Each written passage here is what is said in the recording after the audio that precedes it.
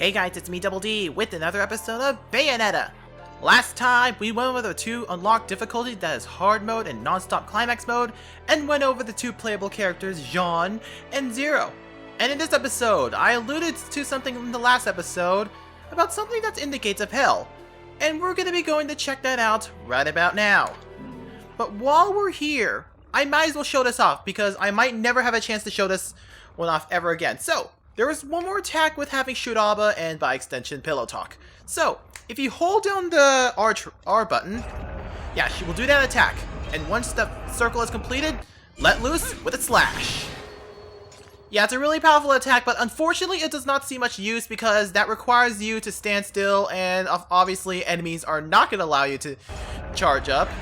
Unless you're in Witch Time, of course, but even then, that Witch Time could expire by then. Yeah. Also, if you do it as when it's halfway charged, or you do this. Or was it halfway charged, or was it very close to being fully charged? I don't know. Let's see. Okay, so halfway charged, you can do that. Let's see what happens if you're a quarter of the way charged. Oh, it's just a normal attack. Okay. So, Rodin, what do you have to say for us today? You here for business or pleasure? We already saw this one! New product information! A real treasure is now available. Get your hands on a platinum ticket. So, if we go over the Rodin's treasures, you will see platinum ticket. You will unlock this after collecting a total of 10 million halos. I almost said 1 million, but yeah, 10 million halos, and you will unlock this. To buy it, you need 999,999 halos to buy it. But it's kind of hard to come by. Or is it? Because there are some tricks as to how you can grind up enough halos to be able to unlock this and then buy this. And here's how you do it. So we're going to get started on getting the halos we need to unlock the platinum ticket, which means we're going to need the climax brace. However, if you want to use the cheat phone, you're going to have to need 5 million halos. As such, you're going to have to do some beginner methods. The most popular is going through chapter 7 or 8 through a boss level, and then equipping dual Durga on a set. As for your accessories, you're going to need the Gates of Despair. The Gates of Despair is important if you want to maintain your halos, because the bonuses are insane when you have the Gates of Despair on. Second, you're going to need something that'll trigger Witch Time whenever you need to. The reason why you're going to need Durga, well, what the hands need to be on lightning, but you're going to need Durga for a little bit and you'll see why. As such, your ways of activating Witch Time should be either Celine's Light or the Bracelet of Time. When you first start doing it, you're going to start off with Celine's Light. And this is why you're going to do that. I am in chapter 7 right now, and the reason why I want you to do this is set it on lightning, because I need to get back to Temperantia to get to what I was going to get to. Because trust me, Temperantia pretty much makes your life easier when it comes to halo grinding. So, you're going to need to set Durga to lightning, and of course get up to Temperantia. As you know, the Wicked Weaves could do multiple hits with lightning. There you go, yeah. You're building up magic quickly, and you could get hit on purpose so you can be able to activate Witch Time. The higher difficulty, the higher the bonus that you're gonna get. In fact, I don't think it's hitting me right. There we go, yeah. Celine's Light and Gaze of Despair is a great place to start and your halo grinding. However, once you get the Bracelet of Time, however, this gets easier.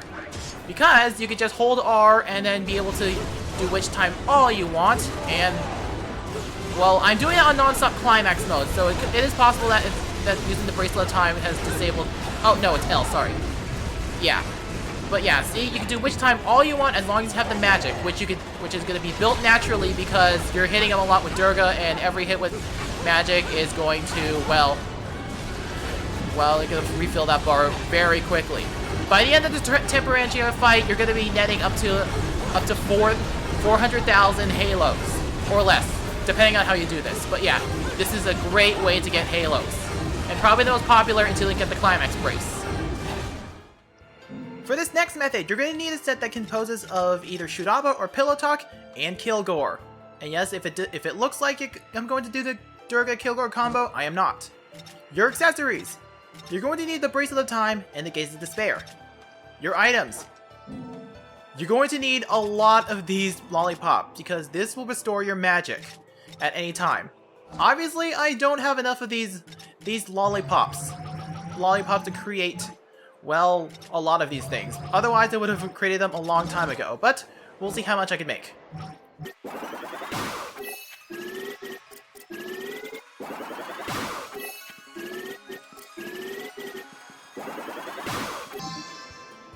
And we got an achievement, double, toil and trouble, for making, I think, 20 concoctions with this thing. Yeah, I hardly ever do it, so you could go an entire playthrough without even getting the achievement if you don't like to do it. But yeah, if you do it correctly, you should have 3 of each of these 2 lollipops. Otherwise, yeah, you're probably not going to get the most out of this method. So, where are we to do this method on? First, I need to check my equipment. There we go, yeah. So yeah, once again, Shuraba or Pillow Talk and Kilgore on the feet. And then Gaze of Despair and Bracelet of Time. So where are we going to do this?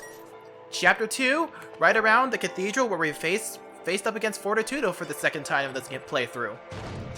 So, what are we going to do here? So, first things first, hold down L, like your life depended. 2, 3, 4, 5, 6. Hold down L like your life depended on it, and of course do punch, kick with Kilgore on. Doing the Durga and Kilgore combo will also amplify this too. But yeah, watch the score. Yeah, you can easily get 99999, and as soon as you're done, you can be able to use your lollipops to refill on your magic. By the way, don't be an idiot like me and neglect to set it. Please set your magic before doing this so you can be able to do this. Unfortunately, I don't have all the magic I'm going to need, but if you do this right, you can get up to 2 million halos per run. It's really, really awesome. Yeah, it's really awesome, but unfortunately this requires some lollipops to refill on your magic to be able to continuously use the Bracelet of Time. Obviously, I don't have that kind of time or lollipops to even do it, so obviously the Celine's Light method is obviously the superior one. And by that method, I mean the one where you face off against Temporary Enchant and use Dual Durga. Once you've got your 5 million halos, you're going to have to go back to Chapter 2 and go to this phone and input the following inputs. On the D-pad, it's up, down, left, right, and then press ZR. Or whatever the counterpart is for the... Hang on, I think I did it wrong. Oh yeah, I did it wrong. I was so short. It's up, down, left, right, then ZR. Or whatever the counterpart is for the PS3 and Xbox 360 controllers. Anyway, so right now you should have the Climax Brace, which of course, as you know, will summon climaxes whenever you need to. So with that, you're also going to need to have both Durgas on one set for what we're going to do, and one of them should be set to lightning. And then after that, we're gonna have to go to another chapter, and that's Chapter 3. Okay, upon coming to Chapter 3, you're going to need to find the Alfheim after defeating Verse 1.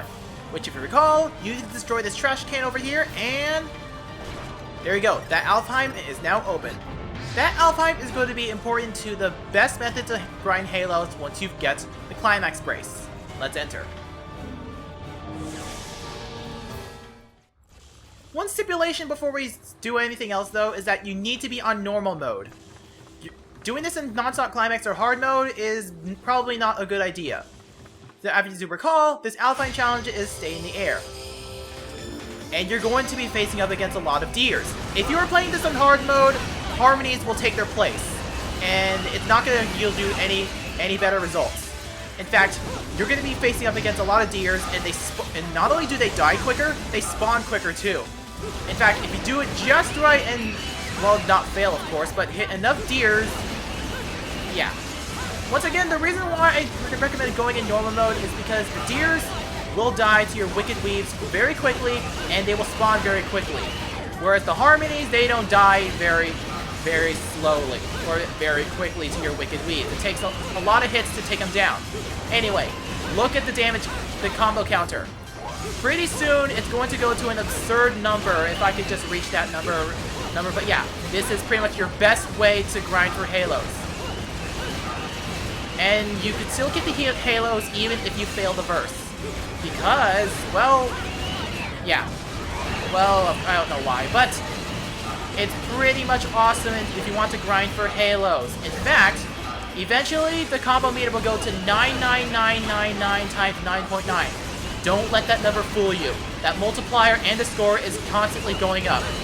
It's just it can't go any further visually, but it is indeed going upwards. Yeah. And by the end of this, regardless if you fail or succeed in the Alpine Challenge, either way you're going to have to end that combo somewhere. So when you're done, and let me just do more of this because this is way too much fun beating up on enemies. Okay, let's see. Can I do this? Yeah. Once again, normal mix is easier because deers die easier than harmonies. And then, yeah. Of course I'm gonna have to land and probably fail this one, but who knows? We probably had a lot of halos. In fact, oh yeah, that's right. In fact, when we're done here, I'm gonna fail this right away. There we go. An epic fail. And now, when we're done, look at the halo count. Can we get that? Yep, it's going up and up and up and up and up. Okay, normally we have higher numbers than that, but yeah. Actually, I think that's a really reasonably high number. That's 79 million halos. Wait, I think I read that wrong. Oh, that's 7 million halos still, but you get the picture on how big that can get. Yeah, you get the picture of how big it can get with all this halo grinding. Yeah. In fact, you can get up to 10 million halos easily with this, which is exactly what you need to be able to, well, get the platinum ticket unlocked. With that, we have finished up what is arguably one of the easiest and best ways to grind for halos to be able to get the platinum ticket. So I'm gonna meet you guys back at the gates of hell to well, be able to unlock it, even though all this is being recorded ahead of time. I just realized something. I didn't have the Gates of Despair equipped. So yeah, that is why there's hardly any bonuses at all. But you get the point. Yeah. You saw how much halos I got, and that's without the Gates of Despair equipped. The Gates of Despair equipped though, that's where it starts to get insane levels of halo grinding. In fact, I'm just gonna land right now and end the combo to see how much it'll net us. Anytime now. Okay, not as much as it usually gets. In fact, I could have gotten that number in one go, but you get the point of how big your halo count will increase with the Gates of Despair. Regardless of how you go about this, this is pretty much the best method. Okay, for real, I'm going to meet you guys back at the Gates of Hell. And that is how you do it, and my halo count magically disappeared due to the super mirror being not bought in this personal file, but that's beside the point. So, that's a lot of halos, and we have more than enough. So with that, let's go by to see what it entails. A platinum plate equivalent in value to the number of halos needed to restore the heavenly powers of the fallen angel Rodin.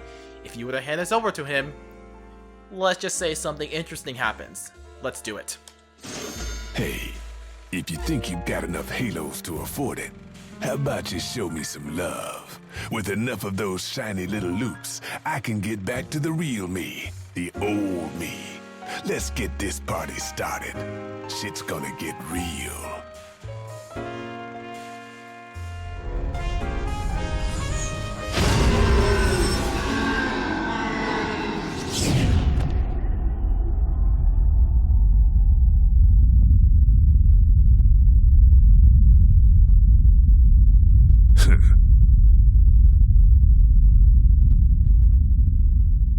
Infinite Father Rodin. The most powerful boss in the game is Father Rodin. Look at there! A single attack will take down half of your meter. Or at least almost a full meter. But yeah, also, you saw me doing Bat Within and Witch Time did not activate. Guess what? We are playing on non-stop infinite climax. That's how hard this is. I am running away from him right now because, well, let's just say he hurts a lot. and he probably won't give you a chance to do it. And if you thought you could use the Bracelet of Time or Celine's Light to use Witch Time, don't bother. He will be able to dodge it, no problem, and he does not slow down due to Witch Time. So don't even bother using them. I mean, you can if you want the Witch Time bonuses, but really, it's not worth it. I'm right there. I'm using Pulley's Butterfly to, well, block off any attacks that Rodin's gonna throw at me. Not that it matters because they'll die. But yeah, bring your best equipment because, well, he's hard, and I am dead. Want to know the worst part of this? Here's the thing. Once you go to the game over screen, you have the chance to continue yes or no, which is gonna affect how you rank in this boss battle. If you press no, you will spend the halos needed to buy it, and of course, you will be able to reset your rank. So if you're going for pure platinum, you might as well do this if you have the halos to burn. Which, if you've been using the method to grind up halos, that should come no problem. However, if you want to, well, say, keep going regardless of rank, you might want to press yes. I'm just gonna press no because, like I said, halos come in peanuts, so I can be able to get however many I want. So let's have the hands of hell take us away. That sounded wrong. Now the annoying part is you have to go through loading screens just to get a rematch from Father Rodin. So I might as well go into a level to tell you about some equipment recommendations for you should you want to take the Father Rodin on yourself, because there is a lot of recommendations you can do. I just realized I phrased that wrong, but yeah, there's a lot of weapons to recommend as well as accessories, so I'm going to go over those as soon as we get to the accessories screen. So, there's a lot of things you need to go around, well, at least options that you can go with. Don't go with the handguns because those are laughably weak. But yeah, go with whatever weapon set you want. Shuraba and Durga are personal favorites of mine and a personal favorite combination, so we can't go wrong with those two things. If you're willing to, you can also use Pillow Talk if you don't mind the shortened range, but the higher damage output, so you might want to go for that as well. Saifeng is also a viable option. Bazillions on your feet is also an option because the blasts are powerful, and they fly everywhere. Also, if you master Witch Twist, you can be able to hit him with Wicked Weaves. As for your accessories, the Eternal Testimony is also a viable one in case you want to use any magic-based ones. The Bracelet of Time and the Celine's Light will not work because Witch Time does not affect Rodin at all. The Munama Hakala if you're playing the Xbox 360 or PS3 versions. If you're playing the Wii U version, just put on the Link costume because that's just basically a free slot. Gates of Despair, only for feeling ballsy because let's face it, he is insane.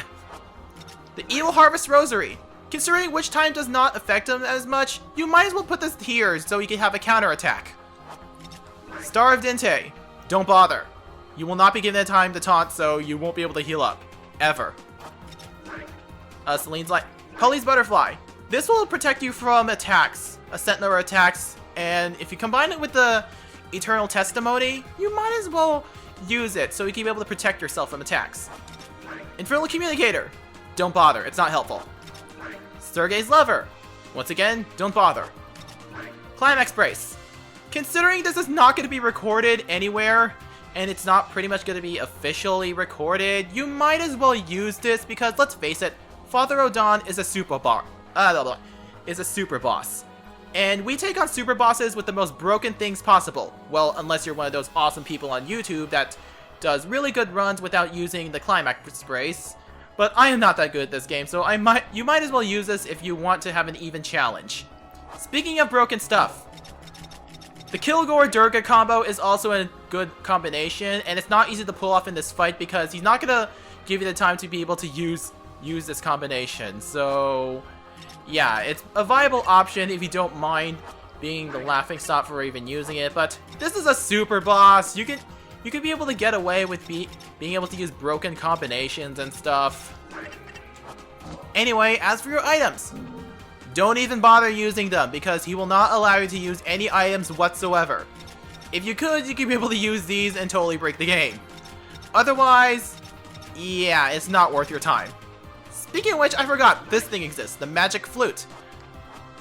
Considering I'm in a level right now, I might as well break these open to demonstrate to you what the Magic Flute is because we're not going to have another chance to use it. So, use the Magic Flute. Where is it? Where is it? Right here. It basically does a small amount of damage to enemies around you. Yeah, it's not really that powerful. But yeah, so once again, use anything you can to be able to handle Father Rodin, even if you gotta resort to using cheap tactics, because that's pretty much the rule of super bosses. If you're doing it casually, use any cheap tactics, because super bosses tend to do the same to you. Like I said, this run is probably not going to be the most awesome run ever. In fact, it's probably not even going to be awesome at all. It's probably just going to be pretty lame because, well, this is me playing. And it's not going to be some awesome thing like no damage, don't use accessories, or the Durga Kilgore glitch, or all those awesome runs you see on YouTube. Those are awesome and I respect them fully for it. However, for this run, I'm just going to use whatever I can to survive, because the name of the game is survival. And that's pretty much all there is to it, because even with the most broken things out there, yeah, you will be able to be defeated easily if you don't know what you're doing, even if you have the most broken stuff out there. So, I'm just gonna do everything I can to survive, even if it means I use stuff that was considered cheating. Okay, so I'm gonna see you at the subsequent attempts at Father Rodin. Once I re-equip myself, of course. Okay, so this is the equipment I went with. I decided to go with the Kilgore Durga combo. I know, this is probably basically cheap, but let's face it, Father Rodin is hard regardless, because even if you're using the cheap tactics or the most overpowered stuff, it's basically how the user handles it, because you could be the most cheap person possible and still lose to this guy. That's how hard he is. Once again, this is probably not going to be the most hardcore run of Father Rodin ever. In fact, it's probably going to be the least hardcore, and it's not going to be very impressive compared to everything you see on YouTube, but it should be suited for this Let's Play, because we're focusing on the weird stuff here. Okay, so, with that, I'll see you guys back at what I like to call my personal hell. May Jubileus have mercy on my soul. Hey, if you think you've got enough... Let's just get this over with again. Round 2! Let's see how this will go.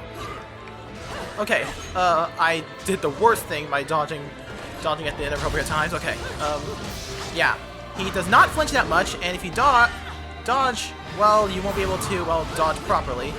But if you do, you can be able to leave behind something for the Evil Harvest Rosary to do it. It's not going to do much damage, but at least it's a counterattack regardless. Okay, let's see. Okay, let's see. Yeah. He's moving around too much, and he does not flinch, which is why the Durga Kilgore glitch will not work for you always, because let's face it, he does not give you the chance to do so. Okay, gotta regroup. Okay, can I do this? Okay, let's see if I can do this. 2, 3, 4. Oh crap. That's a powerful attack. Okay, right there. Yeah. See, I was trying to do the Kilgore Durga combo, but obviously it did not work out for me because of the fact that let's face it, it's not going to work out for me ever, because he is too fast and he does not flinch. You'll be lucky to even get him to flinch. And you know what? I really care about my halos, and I don't really care about the rank I get at the end, so I might as well say yes. Because, let's face it, it's not going to be officially recorded.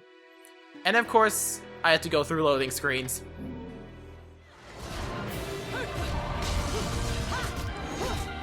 Okay, maybe just using Shurava works out well, because at least you have range via the Wicked Weaves, because Pillow Talk's disadvantage is that it does not have Wicked Weaves, so you can't be able to attack him from range. Not that it'll matter, because he is going to catch up to you regardless, and if you're left open, he will hit you hard. Okay, so I might as well dodge all these meteors until he decides to rain down one last meteor on me. Oh god, I didn't think I did the Kilgore glitch properly, but that's okay. Okay, he is now down to blue health. Okay, yeah. Once again, the name of the game is hit hard and hit fast before he does the same to you. Okay, if I'm running around and he's not doing anything, so I need to wait till he does something. He's just gonna keep chasing me, just like a cartoon. Okay, oh, there we go, yeah. Okay. yeah, there is only so much the Wicked Weaves can do. Because, let's face it, even if you're using the Climax Bracelet, it's not gonna reach enough that you'll be able to hit him automatically or something like that. So, yeah. Once again, this is not gonna be the hardcore run of no Climax Bracelet or Kilgore Durgar glitch or whatever have you. It's just gonna be a casual run through, just for fun, because I just want to see if I could even do it at all. Do this boss fight at all. Anyway, okay, he is down to his last health bar because I see orange. Okay, I don't want to get caught in those orbs. Okay, might as well have to find. Okay, I have to regroup. I have to think this over and what to do. Okay, there we go. Now, oh no. Oh, he has a. Oh, I thought he has a sword. Okay. That within worked. Okay, he is now practically down to orange health. Okay, he flinched a little bit, but it's not gonna be much. Nothing that'll help me. Oh my god, he's gonna try to grab me. Okay, now let's do this. Okay, once again, using the Climax Bracelet is easy, because, let's face it. Okay, and he is almost down. I mean, oh god, yeah. You see how much he could do if you're not careful. Okay,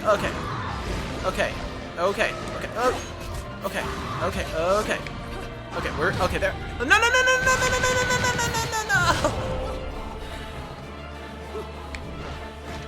Well, at least it didn't kill us. But the next attack probably will. I was so close too. That was totally telegraphed on my part, and I should feel ashamed.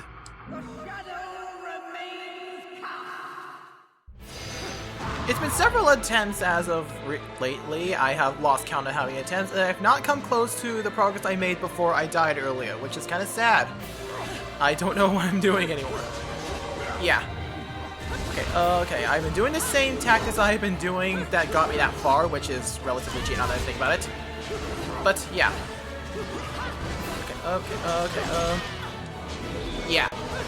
Yeah, this is difficult even with the most game-breaking things. I have yet to pull off the Durga Kilgore combo.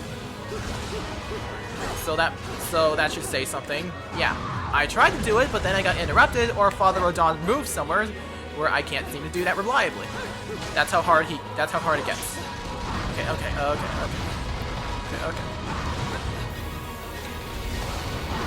Okay, well, at least I can dodge all these meteor. Never mind. No. Okay. And I died again. Yeah, you see how much it's hard to even make it far. The only reason I have 2 skulls in this point because I accidentally went into another level or another chapter. So yeah, that's reset the skull counter apparently. And I don't think my money got spent, so at least that's a viable tactic, I guess. You know what? I decided I'm going to re-equip myself so that on the feet on this set, it would have bazillions. Because if I'm in this set, at least I can really shoot some things out of Bayonetta's feet, so it would home in on him, but I'm not too sure. And I should not have dodged that excessively. But yeah, you see what's going on here? I was able to, during some previous attempts on this run, I tried doing this and it worked out mildly well to varying degrees. I say mildly because it did not get me very far. In fact, I think this is the lowest I've ever got. I'm almost dead, and he's not even down to the first bar of health yet. Never mind, I died. It's been several attempts later, and I have yet to get him back to the orange range of his health. That's pretty sad that I have this much trouble and I'm using the most cheap tactics possible. Yeah. Okay.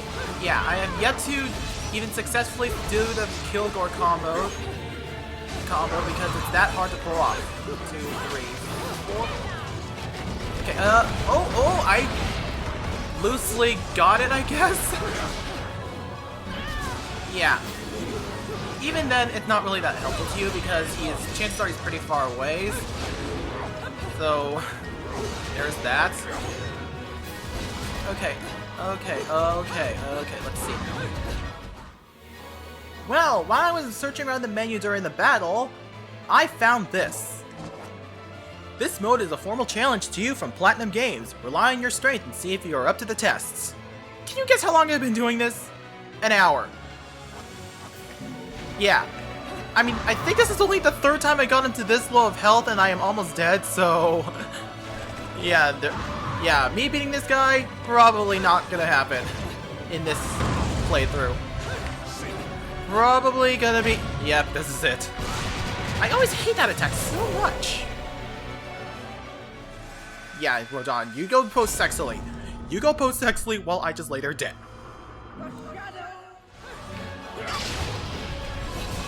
Look how much HP did a single EI Jutsu with Pillow Talk with the Climax Brace did. That is pretty much how I got that far that time. Unfortunately, it's really hard to pull off, but if you dodge precisely, you can be able to counter him with the Evil Harvest Rosary, and the damage does add up. So yeah. Okay, let's see how far I can go this time. Okay. To make a long story short...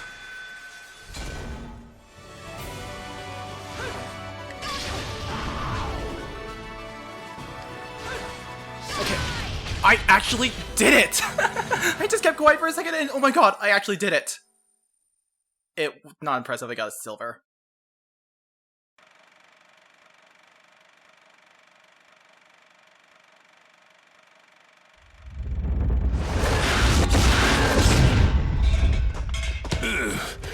I gotta hand it to you. You sure let me have my fun. I never thought a girl would beat my ass so hard. But I gotta admit, I kinda liked it. You win. This time, baby. Oh my god, that was so hard, but this reward. This is a weapon. By the way, you can get through to the cheat phone as well, but this is a weapon that you get for beating Father Rodin. In fact, I'm going to show you what this weapon can do for you if you have not beaten Non-Stop Climax mode yet.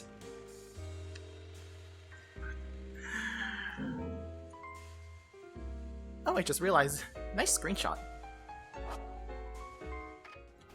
A mysterious bracelet once used by the fallen angel Rodin in holding dominion over a portion of Paradiso. Depending on the power of its user, the bracelet can take on many forms. So, at first glance, Rodin looks like it'll be only worn on the hands, but once you equip it, it's automatically equipped to your feet as well. You're pretty much stuck with it in one set. In fact, all it is rings. That looks lame, right? Well, if you attack with it, it pretty much summons a different one. Yeah, different weapon that you can be able to use. It's slow, but they are powerful. Unfortunately, as far as I know, it's random, so I don't think you can be able to control what weapon you get. But, yeah. I mean, with the kick command, it's chainsaw. With punch, it's the pole, and then we have in charge modifier, it's the trumpet. But yeah, there are loads and loads of combinations you can try. And, oh, there they are. Yeah, might as well have these guys be your test dummies. But yeah, depending on the combination of buttons you use, it'll summon different types of weapons. Unfortunately, some of these can get slow, so you don't have any trouble. By the way, remember Rodin's little joke about Bayonetta wielding a chainsaw on her arm? Well, if you just press A, she got her wish. Anyway, so, yeah. These weapons are powerful, but they don't do anything good for your combo score because they're so powerful. So use it with care. Let's see what happens to... Okay, that's for the X command, and now for the A command. Okay, yeah, just spinning around with claws. But yeah, you see how much carnage you can get with being able to summon any item you want. Of course, you won't be able to use them full term, so that's pretty much a caveat to it, which is always sad. Okay, I guess that's all there is to Rodin, and with that, that's all the weapons you can possibly use on Bayonetta. Once again, you can use the cheat phone to have it for yourself if you so wish. With that, I might as well go back to the chapter menu. or practice mode, depending on what I want to do to demonstrate it further. Anyway, one thing that I've been keep hearing is that if you press either the trigger buttons or the bumper buttons during the cutscenes beforehand, you will change the music to if I can remember. Oh, I actually did do it. Sweet.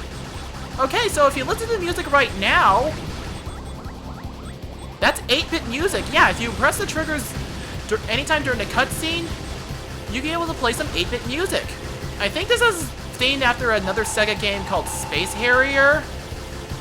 And this is not the only chapter to do this. Chapter 8 is also a chapter to do it, which I will go attempt right about now. But yeah, listen to the music. Yeah, listen to that soon-to-be 8-bit music to what I soon-to-be the Space Harrier theme. Or not. I don't know. I never played Space Harrier. But now, time to head for chapter 8. Yeah. Oh wait, I think I hear the 8-bit music. Okay, yeah. I guess it's true. You do need to press the bumpers or the triggers during the cutscene before it happens. Before the cutscene happens, and then there you go. It will, well, play out for you. At least the 8-bit music. I might as well let you listen to the music, because either that or it could be my imagination that different music is playing. I have the volume turned down so it doesn't pick up the game audio, at least from the microphone, so we'll see.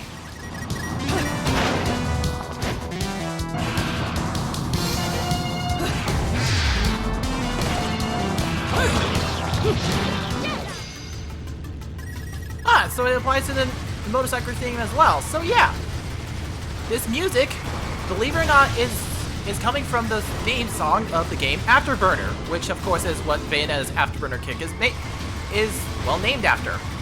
At least that's what I'm wondering. I probably haven't brushed up on Afterburner. I have not played that game too, but I heard it's really good. But anyway, I'm gonna let you listen to the music.